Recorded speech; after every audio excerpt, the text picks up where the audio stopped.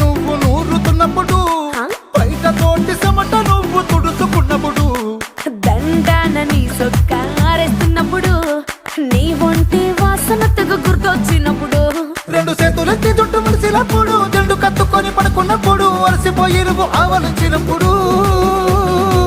వచ్చుండై feelings వచ్చి వచ్చి చంపేస్తు